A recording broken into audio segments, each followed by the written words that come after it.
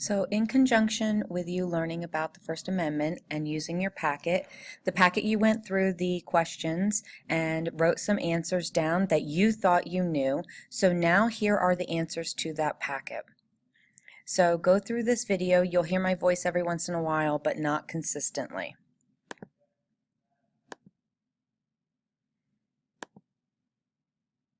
So how much do you really know?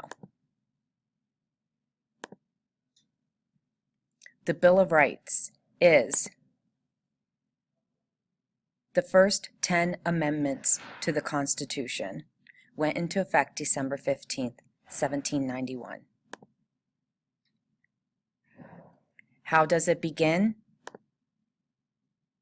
Congress shall make no law. The First Amendment protects students while at school. True. Students nor teachers shed their constitutional rights to freedom of speech or expression at the schoolhouse gate. Which of the following is not a right explicitly protected by the First Amendment? Privacy. The 5 freedoms are religion, speech, press, assembly, and that's peaceable assembly, petition the government for a redress of grievances. So that means people can go to public school boards and petition different things. You could petition at school, petition in the community. Again, everything that you learn has to relate back to the government. The Constitution prohibits public school teachers from teaching about religion. That's false. Teachers cannot endorse or promote a particular religion. However, teachers may instruct and give materials about different religions and churches as a part of a neutral viewpoint so that students can make up their own minds. Which of the following categories of speech is never protected by the First Amendment? Obscenity, because it's obscene is abhorrent to morality or virtue. It's not the same as just nudity or profanity. Profanity is like your 4-letter words, cursing. Obscenity goes above and beyond.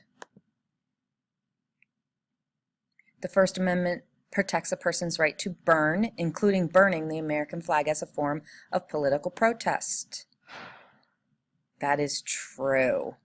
Believe it or not, people can do that, and it is covered under the First Amendment.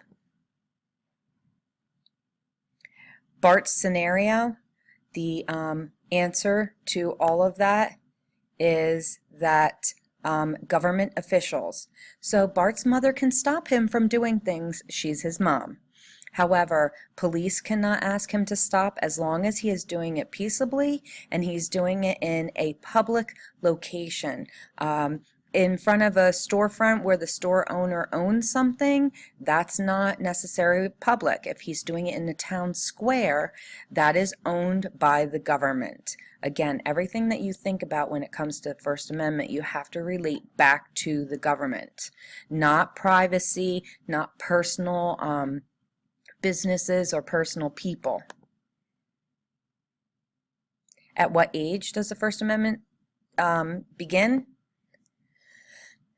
At birth, so none of the above. However, free speech is somewhat limited for younger children, depending upon the context and what's going on. Which of the following statements is true? They're both true. The First Amendment includes both an establishment clause that prohibits government officials. Government officials are anybody who are paid through like taxes, through the government, so police officers, governor, mayor, public school teachers, public school administrations, public school boards, all of those police officers. And then there's also a free exercise clause that prohibits them from interfering with a right to practice religious beliefs as long as it doesn't go into sacrificing humans. Which of the following categories is never protected? All of them. People cannot claim that if they are threatening the United States or anything else, that that's part of free speech. Can a reporter be sent to jail for not revealing source? Absolutely. There are shield laws. However, if a court wants a journalist to reveal the sources, they should. Journalists will go to jail for not revealing a source because they're under obligation to do so. Okay, so then we have the scenario of the local girl with the dog napping. So the question is, which of the following options would the First Amendment protect? It is actually all of them. While newspapers and things will choose not to reveal children's names depending upon the situation, there are cases where they will reveal names regardless of age depending upon the event or situation. So they can do that. It's public knowledge. They are able to do that. Which of the following categories, again, is not protected? Anything related to privacy. Privacy doesn't have anything to do with the First Amendment. You can't just go publish Mrs. Erdman's phone number and address out there and violate my privacy. That's why now the white pages on the internet are no longer free to just use, because really it's a violation of privacy. You'd need to pay for that, and it's like paying for a phone book.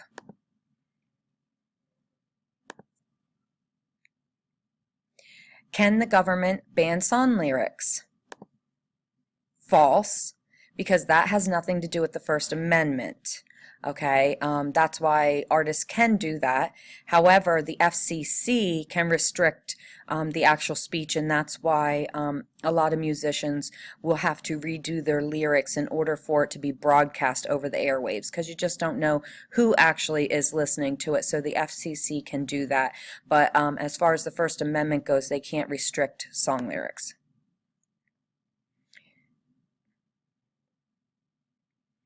Which is following categories is never protected? Again, copyright infringement. You cannot copyright someone's pictures, information, plagiarize, or any of that sort of stuff and say that it's under the First Amendment. It is illegal, regardless. First Amendment limits the authority of schools to officially strip search students. Actually, that's false, because the First Amendment doesn't deal with that. It is the Fourth Amendment, and that does protect students' rights in such cases. So while it might be actually law and part of the Constitution, just like the right to bear arms, but the right to bear arms is not part of the First Amendment. So make sure that you understand what's the amendment covers. Okay, so we talk about censoring the press, that government officials must be permitted to simply read or view highly controversial news stories. Like, no, false, obviously, because we can see that in today's world where Trump had gotten elected, and he is angry about some of the things that go on, but he cannot censor what the press does. The First Amendment prohibits private schools that accept government funding from censoring or punishing students. That is false. They're private. We're only talking about public schools. You know, when we're talking about free speech, administrators at private schools are not government officials. It's a private school, so like your Catholic schools. However, charter schools fall under public schools, so they would be under the First Amendment. Which student is most likely to prevail? That would be Rachel, because she's wearing an anti-war t-shirt.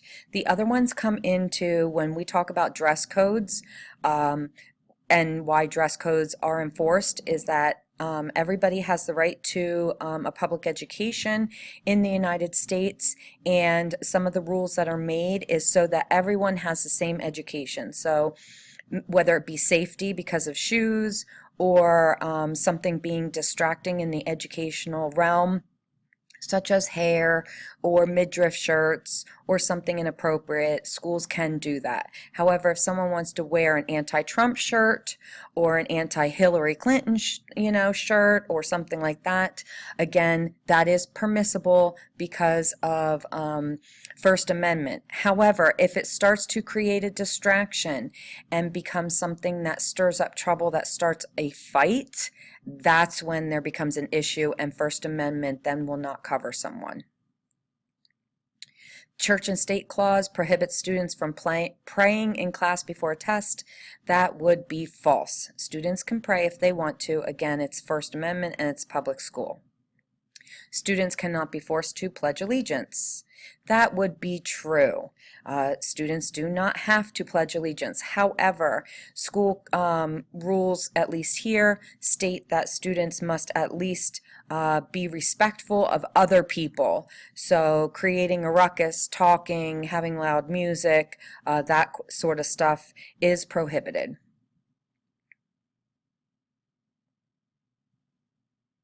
Okay, so now we're talking about Betty.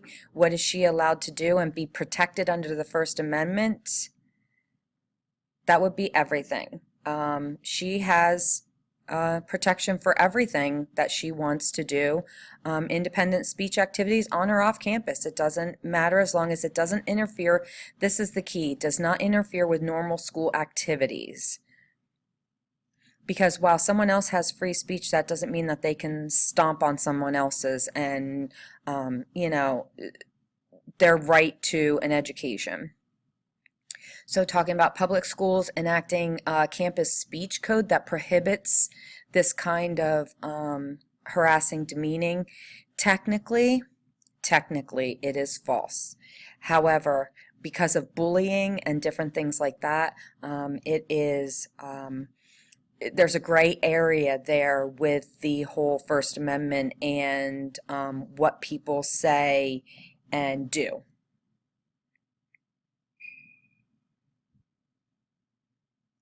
A press pass gives a reporter a right to trespass.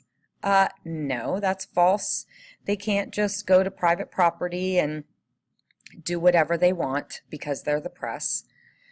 Which is never, categories of speech never protected.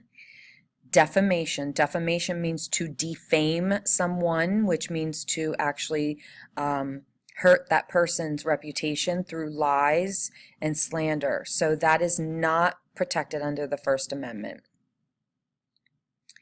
The student newspaper. Principals have unlimited authority to dictate its content.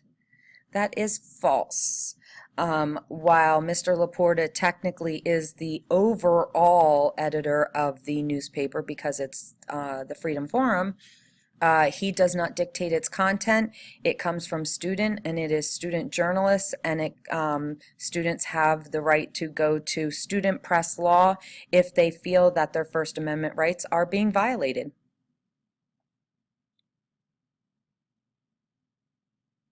The First Amendment does not protect which of the following beliefs.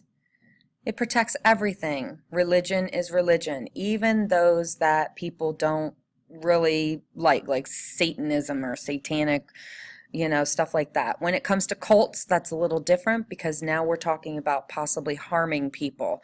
So there's a difference between, again, a fine line. There's a fine line between everything in the First Amendment. And people can always try and either push the limits, they can still go to court and have rulings and stuff. So you just need to know what, the First Amendment basically covers and have a good idea about that.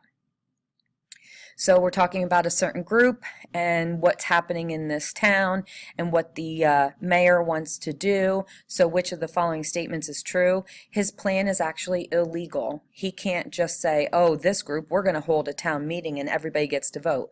No, it's the town, it's the street. If they want to march, they can march, and as long as they do it peaceably, that's a big deal. It's when riots are started that now we are no longer being protected by First Amendment. Okay, another one is what is never protected. And this is deceptive and misleading information, like ads that are lying